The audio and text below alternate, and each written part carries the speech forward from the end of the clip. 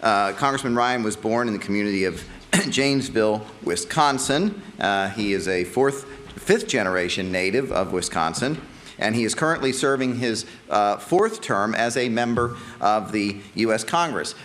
He is best known, I'm happy to say, as one of the leaders in the fight to reform Social Security by allowing for the expanded use of individual retirement accounts. Now, I don't know whether you use the privatization word. We here have no problem with with that. But sometimes you have to do a little bit of a soft sell up there because many members of Congress are not quite as far-thinking as Congressman Ryan.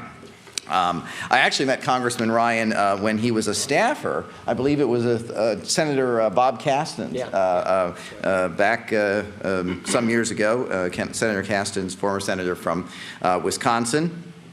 He was also a speechwriter for vice presidential candidate Jack Kemp, and has done many other things. But he's here today to tell us a few things about a few thoughts on Ayn Rand. And so without further ado, Congressman Ryan, by the way, also thank you for helping us secure this beautiful room. You can see that we have filled it with people who want to celebrate the life of Ayn Rand and hear some brief remarks from you. So without further ado, thank you, Ed. Congressman. Appreciate it. Thanks. Thank you. Hi. Good morning, everybody. Nice to have you here. This looks just like my living room at home, actually. It's beautiful, isn't it? No. My constituents here know otherwise. I just want to speak to you a little bit about Ayn Rand and what she meant to me in my life and the fight we're engaged here in Congress. I grew up on Ayn Rand. That's what I tell people. Everybody does their soul searching and trying to find out who they are and what they believe, and you learn about yourself. I grew up reading Ayn Rand, and it taught me quite a bit about who I am and what my value systems are and what my beliefs are. It inspired me so much that it's required reading in my office for all my interns and my staff. We start with Atlas Shrugged. People tell me I need to start with Fountainhead, then go to Atlas Shrugged. There's a big debate about that. When we go to Fountainhead, but then we move on, and we require Mises and Hayek as well. But the reason I got involved in public service, by and large, if I had to credit one thinker, one person, it would be Ayn Rand. And the fight we are in here, make no mistake about it, is a fight of individualism versus collectivism. In almost every fight we are involved in here on Capitol Hill, whether it's an amendment vote that I'll take later on this afternoon or a big piece of policy we're putting through our Ways and Means Committee, it is a fight that usually comes down to one conflict: individualism versus collectivism. And so when you take a look at where we are today, some would say we're on offense, some would say we're on defense. I'd say it's a little bit of both. And when you look at the 20th century experiment with collectivism, that Ayn Rand, more than anybody else, did such a good job of articulating the pitfalls of statism and collectivism. You can't find another thinker or writer who did a better job of describing and laying out the moral case for capitalism than Ayn Rand. It's so important that we go back to our roots to look at Ayn Rand's vision, her writings, to see what our undergrounding principles are. I always go back to, Francisco d'Anconia's speech at Bill Taggart's wedding on money, when I think about monetary policy. And then I go to the 64-page John Galt speech, on the radio at the end and go back to a lot of other things that she did to try and make sure I can check my premises so that I know that what I'm believing and doing and advancing are square with the key principles of individualism. But when you look at the fight that we're in here in Capitol Hill, it's a tough fight. It's a very important fight. But we need more people on our side to fight this fight. That is why there is no more fight that is more obvious between the differences of these two conflicts than Social Security. Social Security right now is a collectivist system. It's a welfare transfer system. It's a system where, and I always tell my constituents, and none of them usually believe me, you don't have an account with your name on it in the federal government. There isn't a box with your cash in it that's going to come to you when you retire. A lot of people think that. And what's important is if we actually accomplish this goal of personalizing Social Security, personalizing Social Security, think of what we will accomplish. Every worker, every laborer in America will not only be a laborer, but a capitalist. They will be an owner of society. They will be an owner and a participant of our free enterprise system, of our capitalist system. I would like to have more people on our team who are owners and believers in the individualist capitalist system than on the other side. And if every worker in this country becomes an owner of real wealth, of seeing the fruits of their labor come and materialize for their benefit, then that's that many more people in America who are not going to listen to the likes of Dick Gephardt and Nancy Pelosi, Ted Kennedy, the collectivist, class warfare breathing demagogues. And so what we have coming now in the beginning of this century is a fight. If you take a look at, if we ran government on autopilot, and CBO just came out with a really good report on this, and do nothing, Medicare, Medicaid, and Social Security will grow so fast and consume so much that the government will consume 26% of our national economy, 26% of our GDP. Historically speaking, government in this country runs at about 18% of GDP. We will consume 26% of GDP if we do nothing. So you have to understand that all they have to do is stop us from succeeding. Autopilot will get them where they want to go. Autopilot will bring more government, more collectivism, more centralized government if we do not succeed in switching these programs and reforming these programs from what some people call a defined benefit system to a defined contribution system.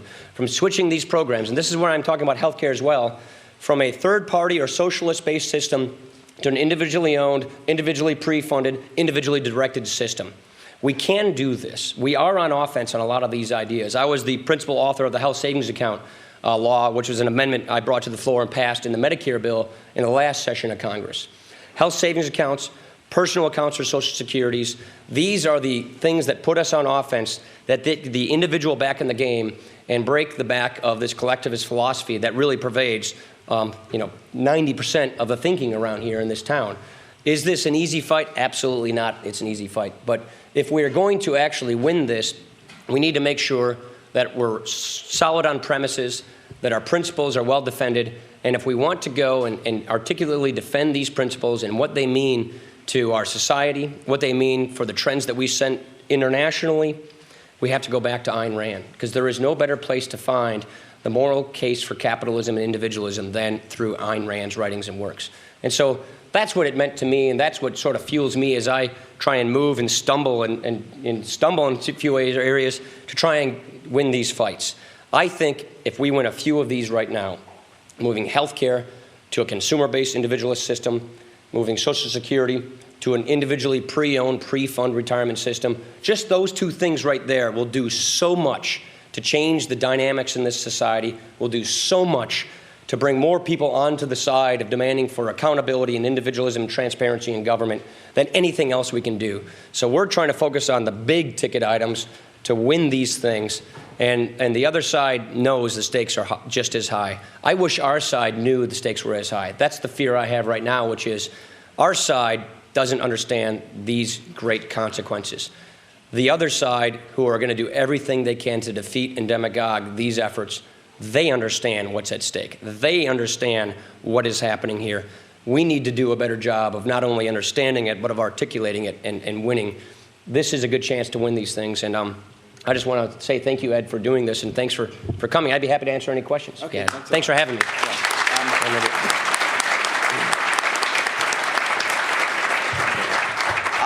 I'm going to ask the first question, then we'll go back to you. I just have a very quick one. Are there particular Randian arguments that you find really have resonance on Capitol Hill, that when you pull them out, people go, oh, or, things like the sanction of the victim, or particular things that you find effective? Because we're always trying to discover what's the most effective ammunition we have in our quiver. In other words, we know that certain arguments might work on certain people, others might work on other people. So we're always looking for where are our strengths that we can go ahead and build on when we make arguments. I think the victimization argument. I think that the fact that collectivists speak down to people as victims is not only an arrogant thing to do, but it produces poor results. So backing up this victimization class that collectivists try to produce, and showing the folks you're trying to convince that this is not only in their best interest, in their worst interest, that it's not dignifying and it's arrogant. That seems to work. We're trying to recruit a lot of minority legislators to work with us on personal accounts, because it's of all things in their best interest. Right now, we're trying to fight party bosses from the Democrats who are really insisting on everybody's towing the line. And so that's the biggest fight. As far as individualism, it's just the results. I mean, just look at the data, look at the numbers, look at what we produce. The more liberal your economy is, the more free our economy is, the better we grow and the more we prosper. So we have to use results and we have to use data and evidence, which is clearly on our side to do this and undergirded by these principles. And so that's what I do, but I always try to show how victimhood has gotten them nothing, and how freeing people, it produces great results. Yeah. By the way, I used to work for Dick Armey, and one of the things he used to always say is that one of the things that government could start doing is just treating the citizens with some dignity, which it never does. And so he echoed that theme as well. Okay, I think we have a question back here, and then I'll go there. Let's go real good. Mr. Ryan, it's just quick and simple. What shall I do? What can I do? How do I get on the team and act to help out? Oh, there you go. You got to volunteer. Yeah, that's fantastic. A young person. What shall you do? What can you do? I get that question all the time.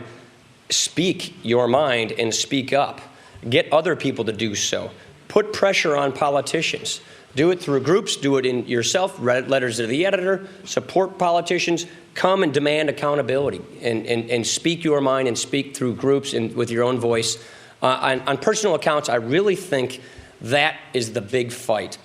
If we succeed in getting personal accounts, and if everybody is an owner of their own real wealth, and they see their FICA tax as not this black hole they see on their paycheck, but actually something where the fruits of their labor is going to reward themselves, I do believe that that's going to be a major transformation in our society, which will make it much easier to scrap our tax system and change that to go toward consumer-based health care and those kinds of things. Demand that kind of accountability and speak your mind. And I think there are a lot of groups out there who are really preparing for this. There's a few groups out there right now who are preparing not only a political front, an air war, a radio and phone war, but actually getting individuals to participate in the political process. And that's what I would recommend right now. And that's, this year is going to be a big fight. Yeah. You want to go over here? Yeah, we'll go over there, back there first. Congressman, there was a lot of reports coming out of the retreat in West Virginia that a number of Republicans were getting cold feet. Realistically, what do you think is the chance of getting legislation this year that includes some measure of personal account? Or is this going to be a long-term fight? We should have listened to Barry Goldwater in 1950. Yeah, that's right. I wasn't alive then. But I did listen to him afterwards, First of all, the press loves that story. They just can't wait to get their hands on. I talked to a bunch of Wall Street Journal and LA Times reporters after that retreat, and that was the question. Were there people with cold feet? We hear there are people with cold feet. It sounds like it's coming apart. That's the story they want to write, and they're looking for any quote they can take out of context to justify the story they've already pre-written in their heads to try and say this thing is doomed. That's not what I saw at West Virginia. What I saw at the Greenbrier with our retreat are people coming in who are nervous. We have people with wobbly knees in our conference, no doubt about that. But they became more strengthened. They became more encouraged at West Virginia. We spent a day and a half talking about this issue, talking about the politics of it, the policy of it, and all the other things. And I believe, and I saw some members of our Congress who've made some statements that, were less than great, sitting there absorbing this information. And what I think we got out of West Virginia was more steel to our resolve. I believe we did more to solidify our conference in doing this. And the quote I usually hear these days, I went to dinner last night with 6 younger members of Congress, newer people, to try and see what they thought about this. And what I'm hearing are these vulnerable members of Congress and new people are saying, just make sure we do it. Don't bring us up to the precipice, having voted on something and not having it go into law so the other side can define what we did and they can demagogue us. Let's get through this demagoguery. Let's get through this political fire and accomplish it so that in 2006, when we're running for re-election, this will have already been done. Workers will see their accounts materializing, and old people will not have been thrown out on the streets. They'll still be getting their benefits. So if anything, what I experienced in West Virginia was as members learn more about this issue, the better they get on this issue. The third rail analogy applies to the fact that every time Social Security was tinkered in the past, we cut benefits or raised taxes. That was bad politics. We're not doing that. We're talking about giving individuals ownership and individual accounts. Benefit changes, if they occur, will not occur for people over the age of 55. We're not going to raise taxes, at least if I have my vote and say, and I think that's true, we're not going to. So I believe the political dynamic is different, and as more members understand how this program works and the mechanics of the reforms, the more resolve they get with this. So I feel like we can get this done this year. Yeah. By the way, I just want to Yeah, add real quickly, and I know that the congressman has, I'm sure, said this, Jose Piñera, who helped privatize Social Security in Chile, who also is, by the way, an Ayn Rand fan, Jose points out the moral revolution that occurs with privatization. That is, people in Chile, who thought of themselves as Marxists, suddenly feel that they are owners of property. Yeah. And, they literally get up and they start reading the Chilean equivalent of the Wall Street Journal. I saw this in my own father, who was a teamster, a truck driver, and close to his retirement, he started putting money in individual retirement accounts. And so whenever I'd go over and visit him, he'd basically be saying, "Ed, look how my stocks are doing." I said, "Dad, I can't believe it. You sound like more of a capitalist than I do." It creates a moral revolution of people who actually own property. And Congressman Ryan knows that, and I think that's one of the importance of this kind of movement, is that we really change not only the economic dynamics, but the moral dynamics. I think we have time for one very quick Bert question. Ely had his, Bert, who's yes. done so much good work on the Everyone knows GSEs. Bert. Yeah. Yes, everyone knows Bert. Thank you. I'm increasingly concerned, I know many others are, about a tendency in the Republican Party, the Congressional Republican Party, to actually try to almost outdo the Democrats with regard to new benefits. The Medicare drug benefit bill last year is a very good example. What concerns do you have about that? What can be done to reverse that trend that has developed in recent years? There's a lot in the Medicare bill that people just do not know about, Bert. And let me give you another side of the story on the Medicare bill. Number one, we got health savings accounts completely unrestricted in this bill. That was something that 45 of us said, unless it's completely unrestricted, the bill is going down. The problem we were facing with was the president was going to sign the Senate bill, which was a miserable piece of legislation, if this didn't pass the House. So you kind of had this gun to your head kind of a situation. But we got HSAs totally unrestricted. Anybody can have an HSA. They tried to cram down income caps on us on HSAs. We blocked that. Now everybody can have an HSA. Other things that are in this Medicare bill that you need to look at, Bert, are the fact that we are basically, to use Ed's ugly word, we are basically privatizing the system, because starting next year, senior citizens will have a choice of private plans from which to choose for all of their benefits. Medicare today is a government monopoly where you have this building right down the street running Medicare, price controlling and rationing care. Starting next year, that building down the street, HHS, has to compete with all these other private providers. The government has to compete with other private providers, and they compete against each other for the seniors' business. So seniors start, for once, having choice. Now, what is the future with Medicare? What do we put in this bill to move this down the road to prevent this train wreck that we're having on numbers and demographics? Number one, in order for consumers to be well-informed consumers, in order for people to respond to the incentives that they have in an HSA as a consumer, they need information. Under a third-party payment system that we have today, you don't care what things cost because someone else is paying the bills, and you can't really shop around based on price and choice and quality because you're in some closed network. Under HSAs, you need to have information. In this new Medicare law, we've told the hospitals, it's in the law, if you don't release your data on quality, if you don't release your data on price, you're not going to get your money. You're not going to get your full payments. So we have a carrot and stick provisions in this law that release this data that we're now just trying to figure out how to get released to the consumer. So now the consumer, armed with an HSA, can actually get information. What hospital is good? What hospital is bad? What does an MRI actually cost at this place, that place? What doctor's good? What doctor's bad? We've got to get that data out there. The big fight that we have is fighting the providers. The hospitals and the physician groups typically don't want the public to know how good or bad or how expensive they are. We've put that in the Medicare law. That's coming out.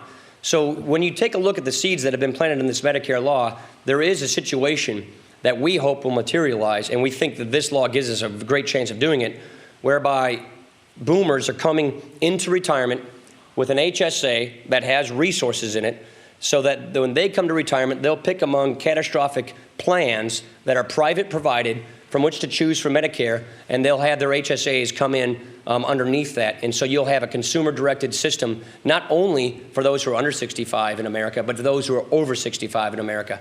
That is the way to save Medicare, not only from bankrupting the federal government because of its incredible growth, but also to bring this system to a defined contribution, individually driven, consumer-directed healthcare system. All those seeds, all those provisions are in this Medicare law. They just haven't taken effect yet because they have these delayed enactment dates. So it's not the end of the world, as you probably think it is. Okay, Congressman Ryan, I know has to get off to a committee meeting, and so I just want to thank him for getting this room for us and for your remarks. Thanks for having me. Appreciate it.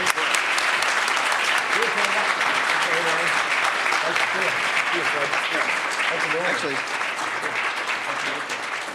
Thanks, Ed. Appreciate it. Thanks.